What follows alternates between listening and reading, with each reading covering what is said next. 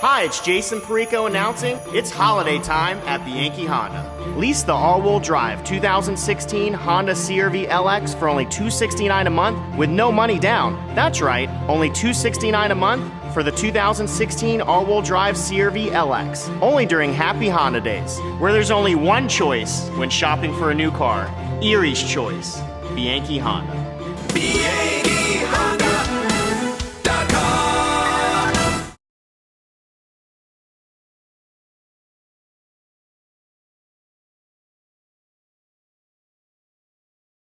30, happy to be joined by Gannon women's basketball coach Jim Brunelli. Coach, it's been a while. How are you? Yeah, man, I'm doing well. It's good to see you. Yeah, it's good to see you too. And of course, you've got Dan Telesky here as well as you guys get ready for the holiday season. Things still though in full flux right now. Right.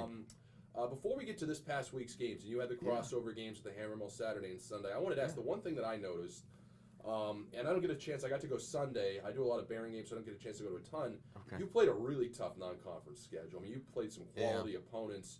I'm sure you obviously didn't end up with the record that you wanted, but can you see that now that maybe having played that competition, that started to be beneficial to your squad? I think it is. I think if anybody has ever looked at my track record, whether it's here at my former school at Anderson University, we've always played a tough non-conference schedule, and we're always limited in games. Right. And so I always look at it as a strength of schedule. We had a big conference there at one time, and now here where you get 4 non-conference games, we always try to we're always looking to do that preseason challenge. I think it's always good to get a couple extra games, get your kids more experience.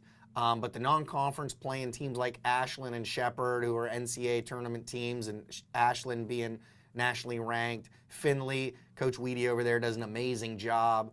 And then, our last one coming up is Virginia Union. I think they're ranked in the top 10, either 9 or 6 after last week. So it's always one of those things. We don't play any cupcakes. We don't have any huckleberries on the as they say, I'll be your huckleberry from the great movie Tombstone. But we always try to play a very competitive conference schedule just because the PSAC is tough. Right. And you got to get ready. There's not an easy game in it.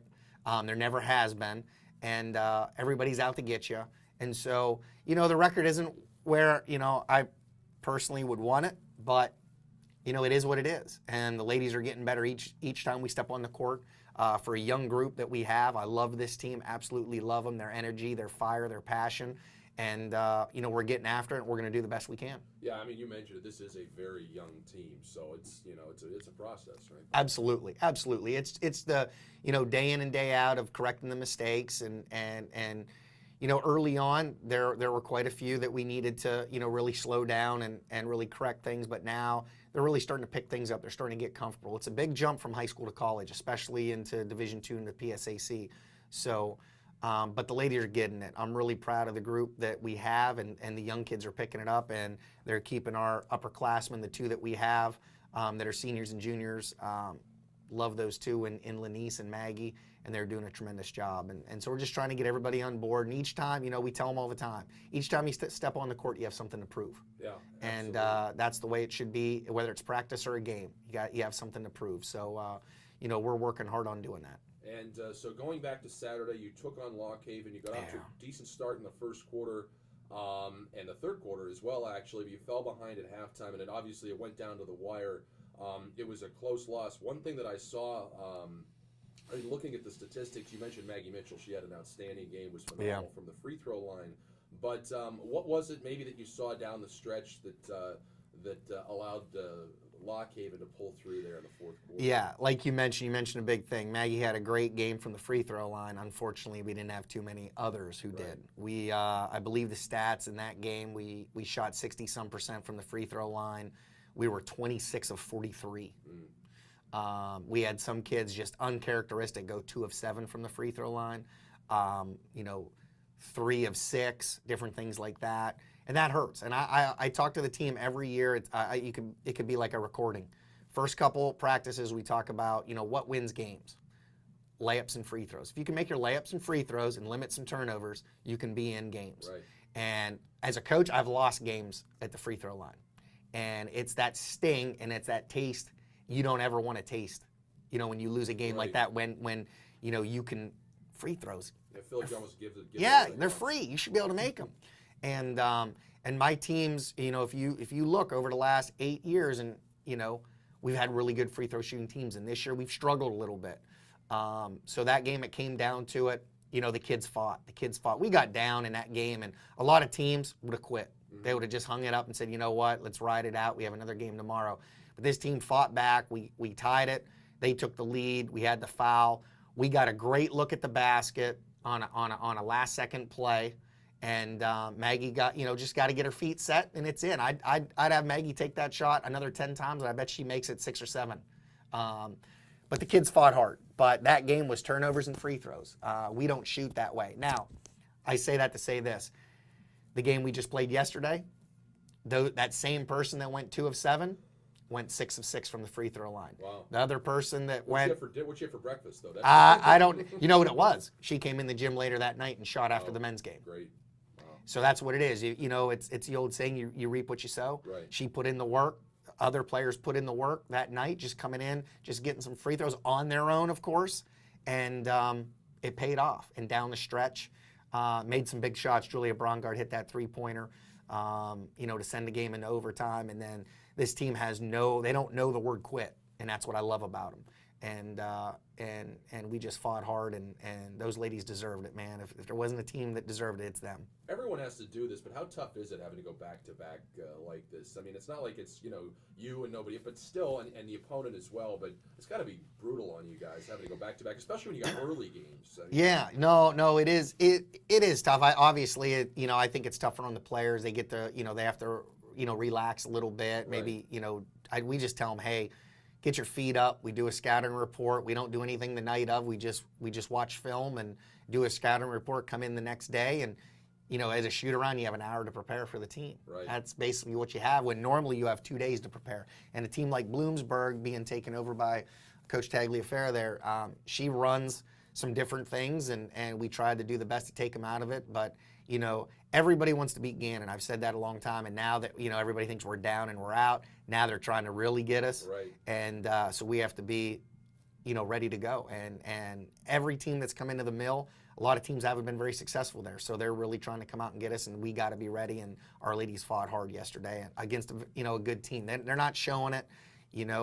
Bloom, the record doesn't show it, but they're a feisty group. They have some really nice players. They have some young players as well. So in the future, that team's going to be a really good team. You mentioned ladies 2 double-doubles and had the big game from a scoring output yesterday. So Yeah. You mentioned it's nice to see, obviously, some of the veterans, taking control. Oh, absolutely. You always want to be able to, to rely on those guys. And Maggie, we have, I think one of the things that I saw yesterday from the write-up, 9 games, she scored, double figures 9 times.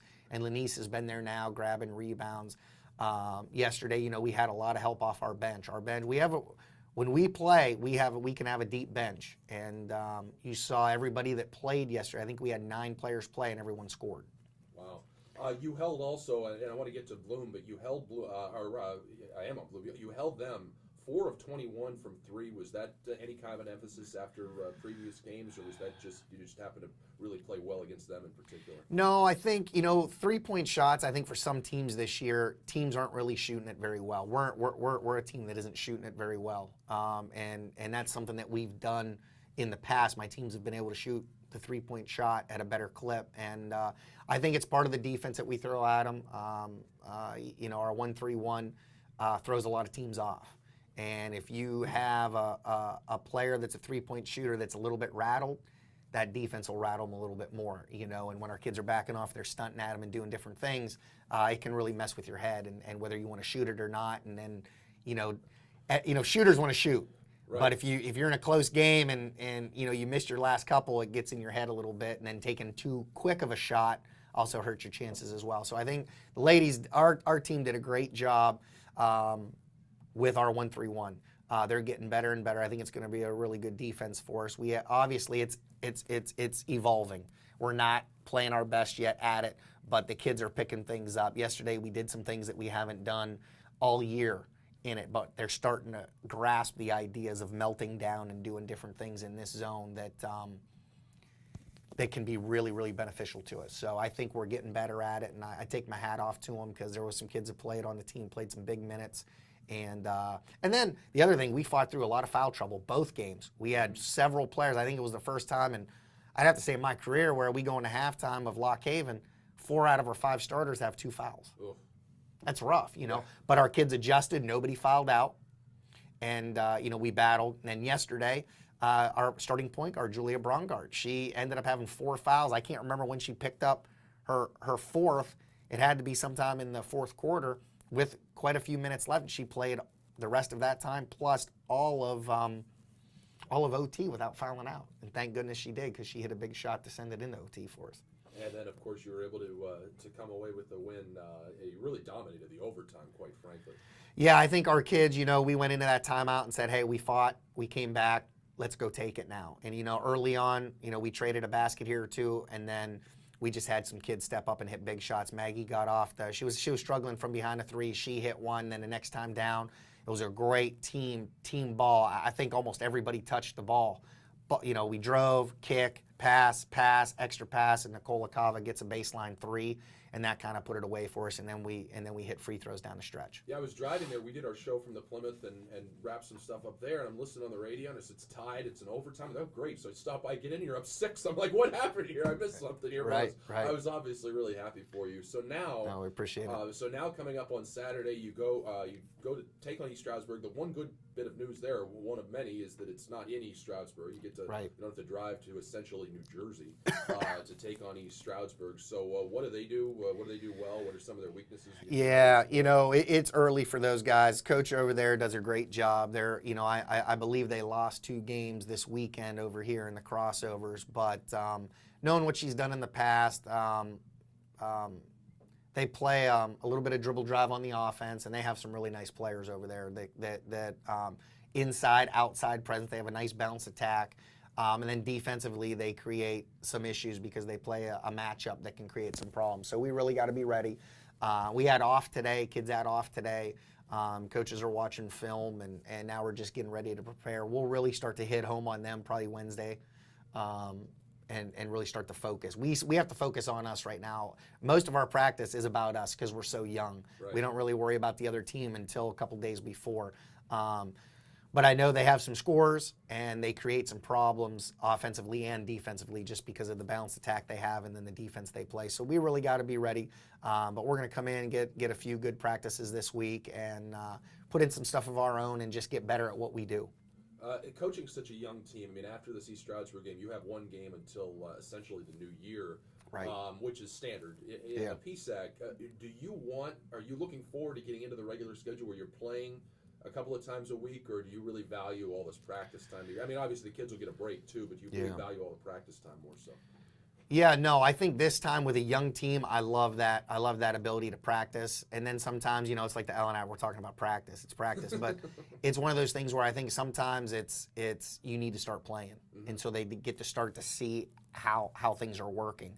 But no, we'll take advantage of these little gaps with everybody now. And the other schools is on finals, and then we go into finals. But we're going to take advantage of it. We're going to get some kids some rest. Some of our practices are going to be light during finals week. But we're going to put in some offensive sets and really tweak the ones that we have in, and we're going to go from there. But no, I value it. Every opportunity I get to have with this team, I just absolutely love it, just because they're a great group of young ladies, and our staff is really blessed to have them here. So, one thing before I let you go, what would you say? And again, now you get coming off the big win. What would you say is the thing that you're happiest about, maybe pleasantly surprised about with this young team so far on the season?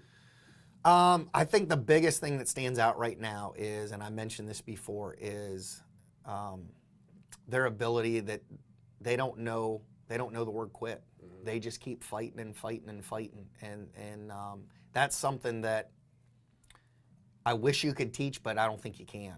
I think you can emphasize it. You can talk about it. You can talk about being mentally tough. And I think that you can train to do that, but just that never give up attitude. And it's not just, I've had teams where we've had 3, 4, 5, 6 players, but I don't think I've ever had a team where we've had 1 through 13 that just has that, hey, we're not done. This isn't over, and you could just, we went into that huddle before overtime, you could just see the look in their eyes. They're like, we're going to get this. We're going to get this. You know what I mean?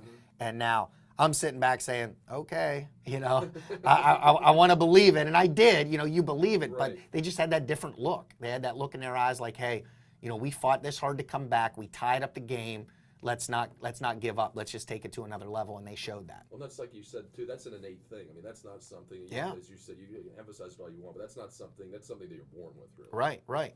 And to have a group that we have that, and be able to make those runs and do those things to get you back in games or keep games close. That, Jack, we've had some games where we shouldn't even be in it. Right. With 25, 26 turnovers, and we're within 3, 5, 6 points. Yeah, or like you said, the free throw shooting. Yeah. I mean, you're still in that game despite the fact. Right, despite you're missing. We had some kids make some clutch plays, and we have a bounce attack. Lanice is doing a great job inside, and Nicole Spelliner. Hopefully, we'll be able to get Kelsey Herbert back soon, and we have some kids that haven't even stepped on the floor yet for us. So it'll be interesting getting those back into the mix, and hopefully we get them back sooner than later. And that'll just add more to the depth of our team. Gannon will host East Stroudsburg coming up this Saturday, 1 o'clock at the Hammer Mill Center. Hope to see you there. That's a doubleheader, correct? That is. So looking forward to that. I had a great time. I got there late, obviously, but I saw the right part of the game. That's right? it. That's it. That's it. Yesterday against Bloom. Coach, I appreciate you coming over here, and if I don't see you, have a great holiday season. Thank you. Thank you very much. Thanks for having me. All right, we'll take a break and come back, wrap up hour number 1.